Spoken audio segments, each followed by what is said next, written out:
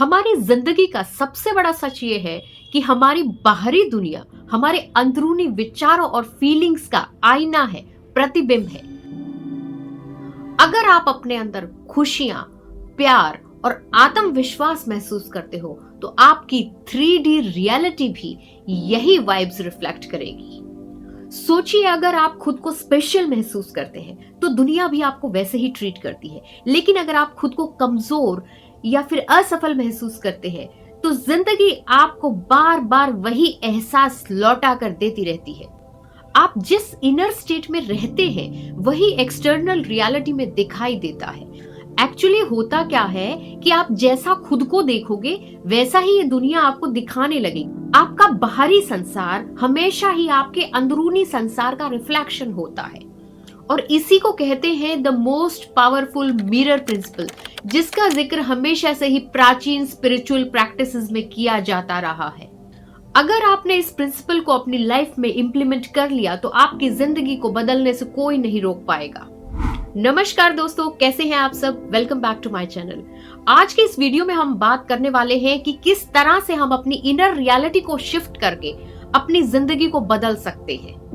इस प्रिंसिपल के हिसाब से आपका आउटर वर्ल्ड यानी कि आपकी जो 3D रियलिटी है वो सिर्फ एक आईना है, एक मिरर है जो आपके इनर वर्ल्ड को हमेशा रिफ्लेक्ट करते रहता है। अगर आप खुश हैं तो मिरर हैप्पीनेस रिफ्लेक्ट करेगा, अगर आप दुखी हैं तो मिरर सैडनेस रिफ्लेक्ट करेगा। जब आप खुद से प्यार करते हैं तो दुनिया भी आपको प्यार करने लगती है। जब आप खुद की इज्जत करते हैं तो दुनिया भी आपकी इज्जत करना सीख जाती है। और जब आप खुद की तारीफ करते हो तो दुनिया भी ऑटोमेटिकली आपकी तारीफों के पुल बांधने लग जाती है। सिंपल शब्दों में बोला जाए तो आपकी इनर स्टेट ही आपके एक्सटर्नल एक्सपीरियंस को डिजाइन करती है। तो अगर आज आप लाइफ में दुखी है, किस्मत साथ नहीं दे रही है, चारों तरफ से नेगेटिविटी दिखाई दे रही है, तो स्टॉप, रुकिए। अब वक्त आ चुका है कि आप अपने इनर वर्ल्ड पे फोकस करें और क्यों ना इस मिरर को अपने फेवर में इस्तेमाल करें। मिरर प्रिंसिपल कहता है कि रियलिटी एक मिरर की तरह होती है जो आपको वैसा ही रिफ्लेक्ट करती है जैसा आप खुद को देखते हो, ना कि वैसा जैसे कि रियलिटी एक्चुअल में होती है। इसका मतलब ये हुआ कि अगर आप ऐसे लोगों से घिरे हुए हो जो आपको बहुत ज्यादा क्रिटिसाइज करते हैं तो ये हो सकता है कि आप भी अपने आप को जज कर रहे हो और अपने आप पर बहुत ज्यादा हार्श हो, कठोर हो। अगर आपको प्यार की कमी महसूस हो रही है और आप एक अच्छी सी रिलेशनशिप अट्रैक्ट करना चाहते हैं, मैनिफेस्ट करना चाहते हैं, तो ये हो सकता है कि आपके अंदर ही कोई बिलीफ, कोई थॉट, कोई सेल्फ इमेज, कोई इमोशन है जो आपको रोक रहा है और ये रियलिटी आपको वैसे ही रिफ्लेक्ट कर रही है जो आप अपने बारे में सोचते हो। देखिए, आप इसको ऐसे समझिए कि अगर आप मिरर में देख रहे हो और आप ये सोचो कि मिरर का एक्सप्रेशन चेंज हो जाए तो ये थोड़ा अजीब होगा ना। लेकिन ये वही काम है जो ज्यादातर लोग अपनी रियलिटी को चेंज करने के लिए करते हैं। They try to change the reflection without changing the expression on their face first, है ना?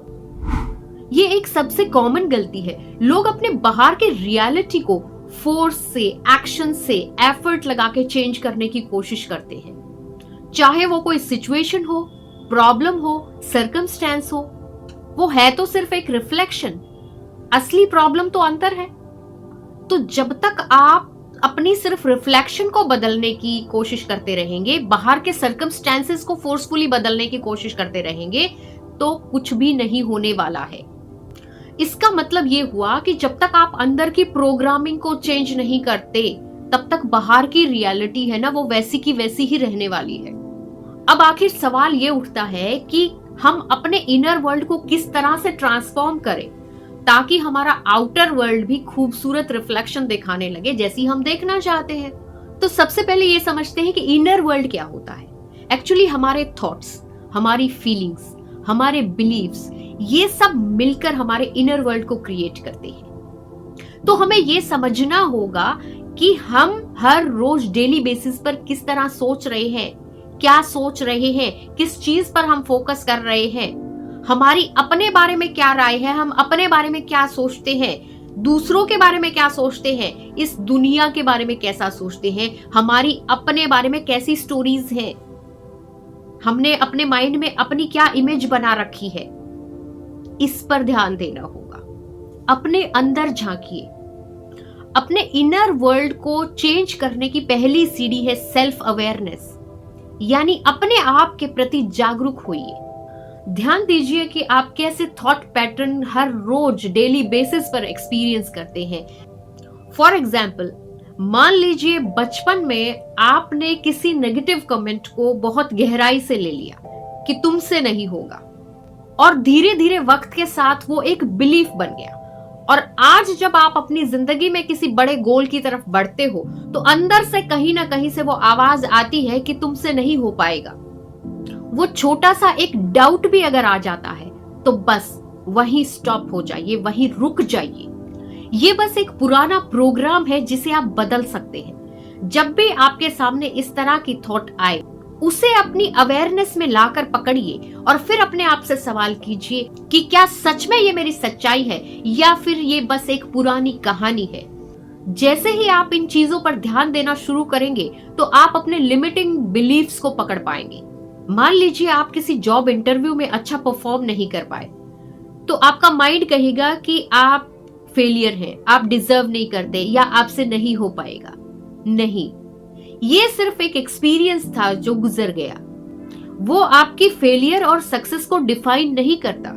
तो सेकंड स्टेप है कि हमें अपने लिमिटिंग बिलीफ्स को पहचानना है और उनको ब्रेक करना है, उनको तोड़ना है, और साथ ही पॉजिटिव बिलीफ्स के साथ उनको रिप्लेस भी करना है।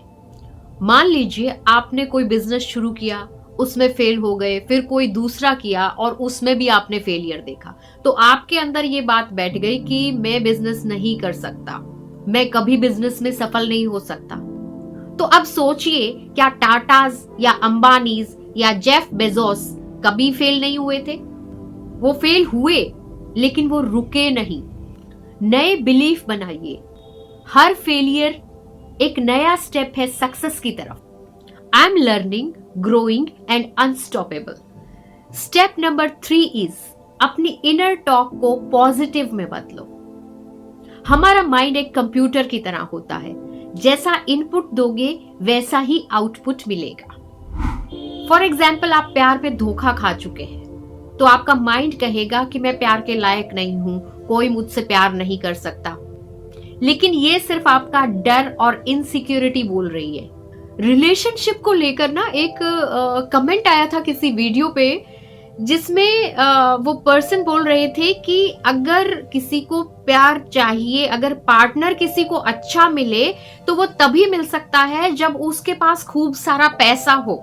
सोचिए कितना बड़ा लिमिटिंग बिलीफ उन्होंने अपने अंदर डाल रखा है।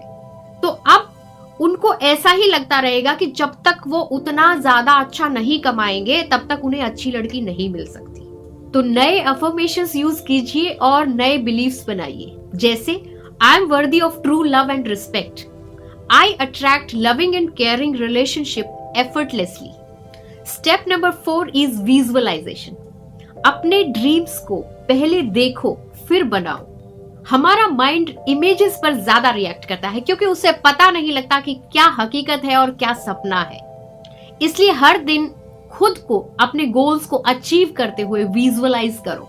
मान लीजिए आप एक बहुत ही खूबसूरत सा घर खरीदना चाहते हैं, तो आप अपनी आंखें बंद करके उसको विजुअलाइज कीजिए, उसके बारे में सोचिए कि आप उस घर में रह रहे हैं, उसको किस तरह से आपने सजा रखा है, किस तरह की खुशबू आ रही है, उसके एहसास को महसूस कीजिए।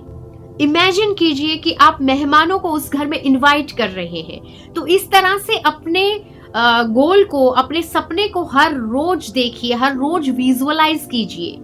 जब आप इसको बार बार हर रोज देखेंगे तो आपका माइंड खुद ही इसे रियलिटी में बदलने के रास्ते ढूंढने लगेगा, और तब वो खुद ही आपको रास्ता दिखाएगा जिस पर आपको चल के जाना होगा। Step number 5, repetition and consistency. आदत बनाइए। Repetition is the secret formula. अगर आप फिटनेस गोल अचीव करना चाहते हैं और आपका माइंड कहता है कि मैं फिट नहीं रह सकता क्योंकि मेरे पास टाइम नहीं है, तो इसको रिप्लेस कीजिए, I enjoy taking care of my body. Every workout is making me stronger and healthier. हर रोज अपने अफर्मेशंस को रिपीट कीजिए जब तक ये आपके अंदर बैठ ना जाए। जब आप अंदर से स्ट्रॉन्ग, सेल्फ बिलीविंग होंगे तो दुनिया भी आपको उसी नजरिए से देखेगी। जिस तरह हीरा और पत्थर दोनों धरती से निकलते हैं, लेकिन हीरे को जिस तरह तराशा जाता है, आपको भी अपने आप को उसी तरह से तराशना होगा।